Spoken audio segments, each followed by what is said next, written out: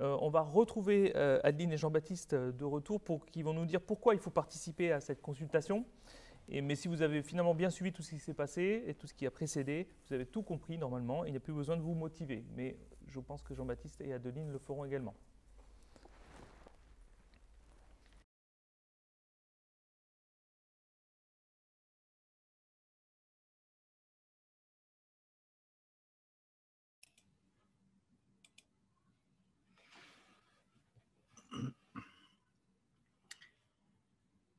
Adeline, je te laisse la parole. Merci. Alors effectivement, on l'a évoqué à plusieurs reprises ce matin, c'est l'occasion de vous exprimer sur le schéma directeur d'aménagement et de gestion des eaux et son programme de mesures et sur le plan de gestion des risques inondations. Donc ce sont des documents qui sont soumis à la consultation depuis le 1er mars et jusqu'au 1er septembre. Chaque avis qui sera reçu sera analysé et les versions définitives de ces documents seront adoptées en début d'année prochaine. Alors, sur la diapositive suivante, merci. Donc là, je vais axer sur la partie stage. Donc la consultation, elle touche plusieurs publics. Le grand public en général, pour qui une plateforme de consultation a été créée avec un questionnaire thématique afin de le guider dans sa réponse.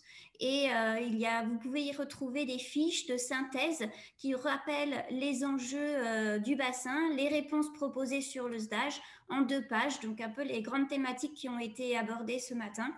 Chacun peut répondre à cette consultation, quel que soit le niveau de connaissance, sur tout ou sur certains sujets qui l'intéressent plus particulièrement.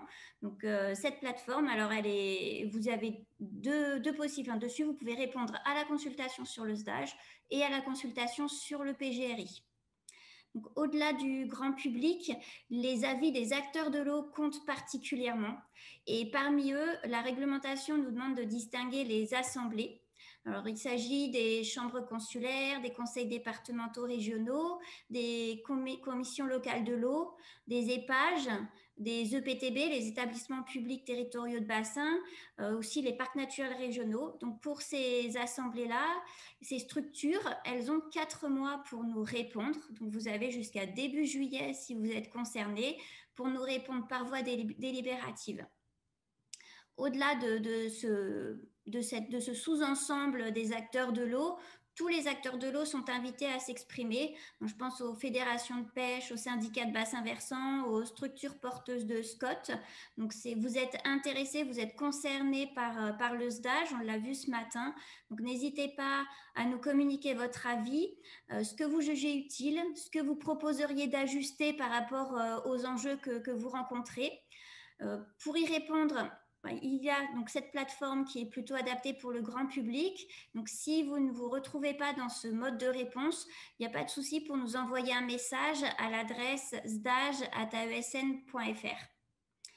Et donc, on compte sur vous. Et puis, pour répondre à la consultation, pour la relayer autour de vous. Donc, pour trouver toute cette information, Jean-Baptiste va vous présenter les outils de communication simples qui ont été mis en place.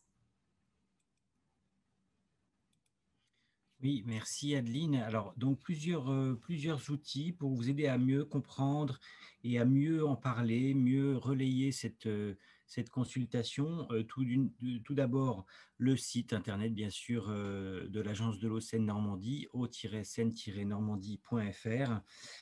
Également, une plaquette mode d'emploi.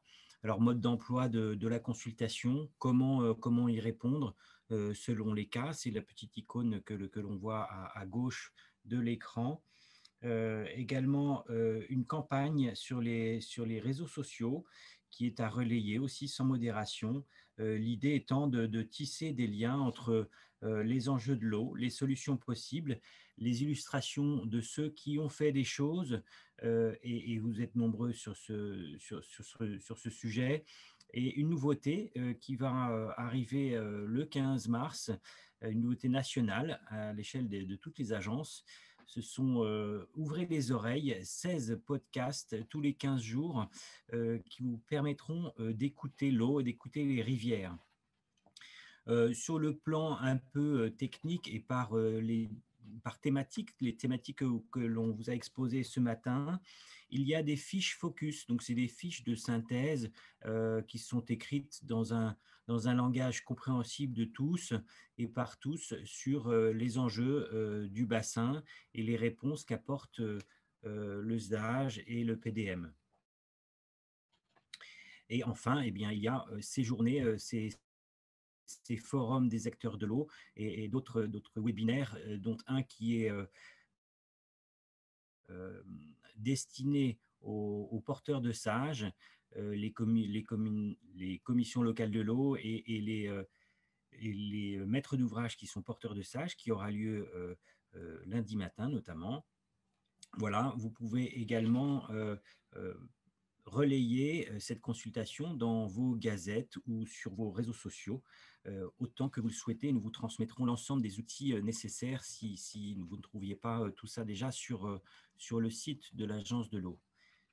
Voilà, je vous remercie pardon, et passe la parole à Nicolas. Merci Adeline et Jean-Baptiste. C'était la dernière fois qu'on vous entendait, donc je vous remercie du fond du cœur d'avoir participé et d'avoir tant investi dans cette présentation, dans ce forum d'aujourd'hui. C'est le temps maintenant de conclure notre forum. Je vais passer une dernière fois la parole à Daniel, qui va conclure par quelques mots ce moment. Merci Daniel.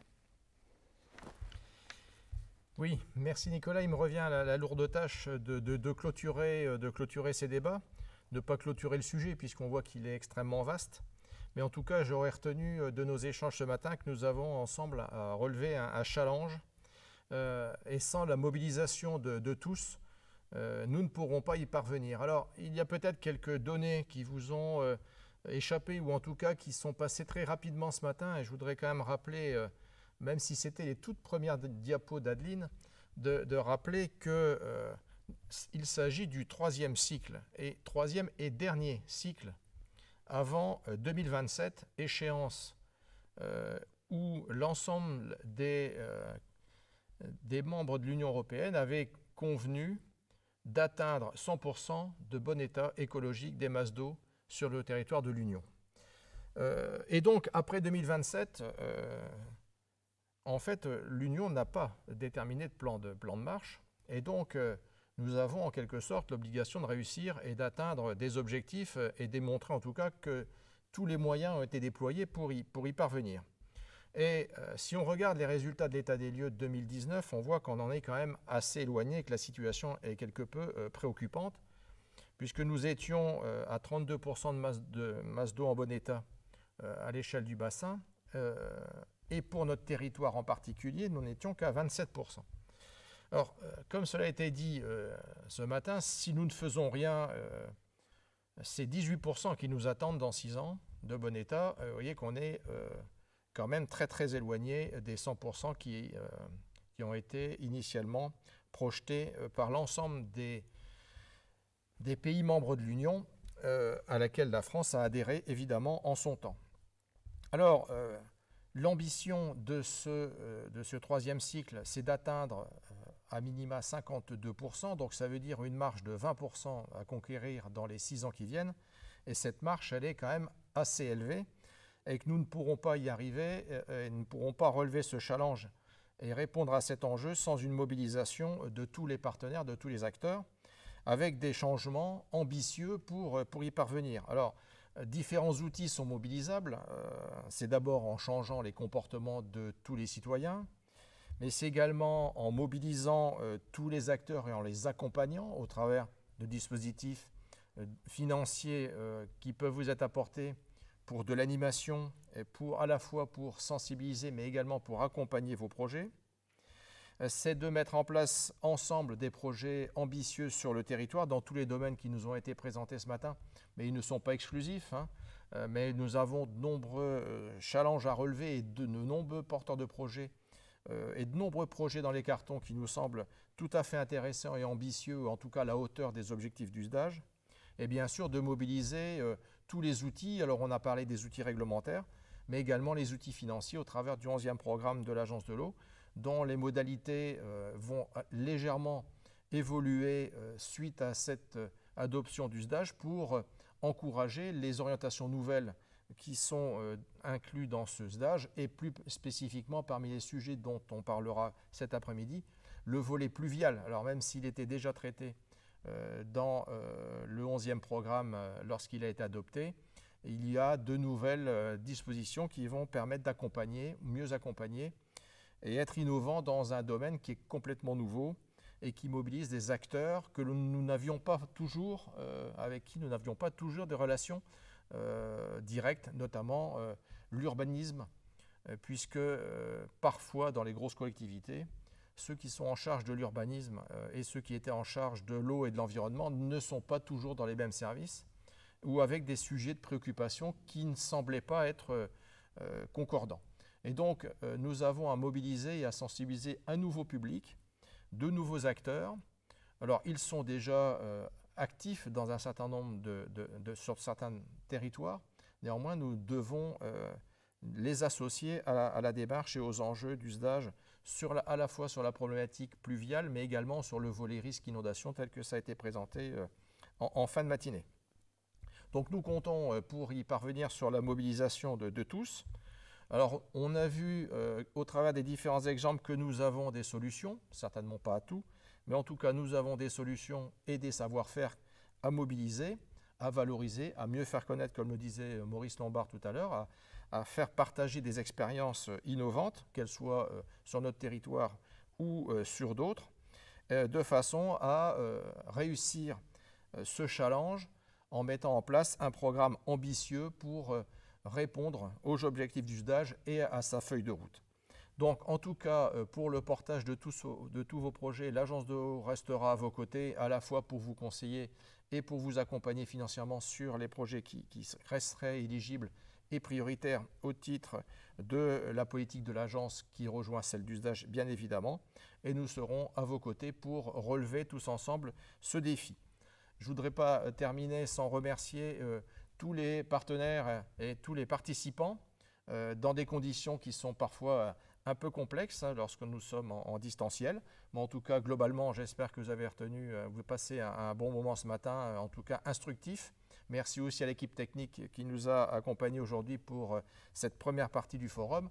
Je vous rejoins en tout cas, si vous êtes disponible et si vous n'êtes pas encore inscrit, je vous incite à nous suivre cet après-midi sur un développement spécifique sur la gestion du pluvial sur notre territoire et plus spécifiquement également sur le Grand Est.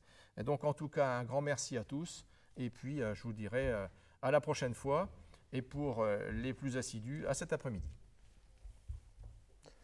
Merci Daniel. Alors, je vais reprendre une dernière fois la parole pour partager tous ces remerciements. Vous étiez plus de 120 inscrits, au moins 80 à visionner en direct cet événement. Moi, je tenais aussi à remercier les intervenants, mais aussi les équipes de l'Agence de l'eau, notamment Sandrine Christini, que vous ne voyez pas, qui est derrière, et Anne-Louise Guillemin, qui ont beaucoup travaillé et œuvré à la réalisation de cet événement.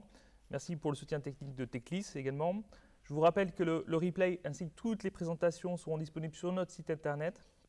Et vu le nombre de vues du précédent forum, il y a eu plus de 500 vues, je pense que ça ne tardera pas à être diffusé sur d'autres plateformes, même si on ne sera certainement pas invité à l'Elysée. Je vous informe également qu'une lettre d'information Vallée de Marne vous sera envoyée par mail sur cet événement et donnera toutes les informations utiles et nécessaires. Merci à tous de nous avoir suivis. Nous ne vous voyons pas, mais on espère vous avoir conquis une dernière fois. Faites attention à vous et bon appétit. À bientôt. Au revoir.